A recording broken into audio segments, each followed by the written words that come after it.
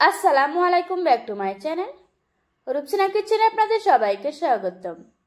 মাত্র 2টি কাঁচা আলু দিয়ে তৈরি করব বিকেলের জন্য ঝটপট সহজ নাস্তা।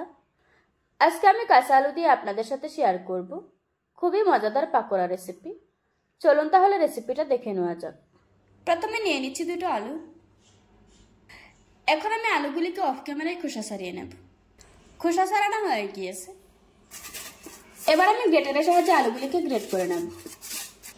আলুগুলি গ্রেট করে নেওয়া হয়ে গিয়েছে। এখন আমি আলুগুলিকে একটা বাটিতে ঢেলে নেব। এবার পরিমাণ মতো পানি দিয়ে আলুগুলিকে খুব ভালোভাবে ধুয়ে নেব। 2-3 বার পানি পাল্টিয়ে আমি আলুগুলিকে খুব ভালোভাবে ধুয়ে নিয়েছি। এখন আমি আলু থেকে পানি ঝরিয়ে নেব। এবার এর মধ্যে দিয়ে দিচ্ছি কিছু কাঁচামরিচ কুচি, তবে ঝালটা আপনারা আপনাদের পছন্দ অনুযায়ী দিয়ে নেবেন।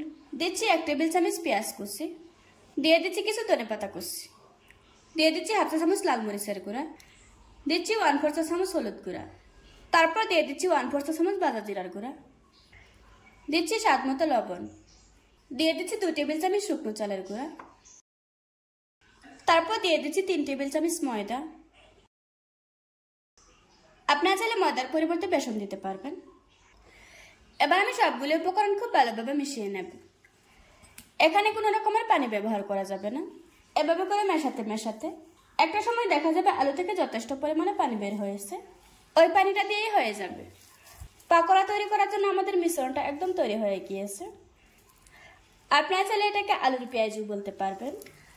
পাকোড়া তৈরি করার জন্য এই মিশ্রণটা একদম রেডি। এখন এখান থেকে সামান্য একটু মিশ্রণ নিয়ে পাকোড়া শেপ দিয়ে নিচ্ছি। এভাবে করে আজকে আমি সবগুলি পাকোড়া বানিয়ে নেব। অন্যদিকে চুলায় মিডিয়াম আঁচে তেল গরম করে নিয়েছি। এখন আমি পেঁয়াজের মতো করে বানিয়ে গরম তেলের উপর ছেড়ে দেব।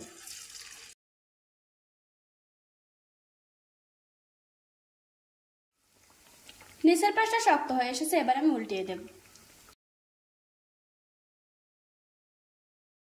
এই পর্যায়ে চুলার আঁচ মিডিয়ামে রাখতে হবে।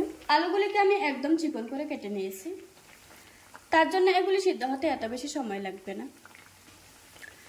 আমার পাকোড়াগুলি ভাজা হয়ে গিয়েছে। এবার আমি তেল জড়িয়ে একটা প্লেটে তুলে নেব।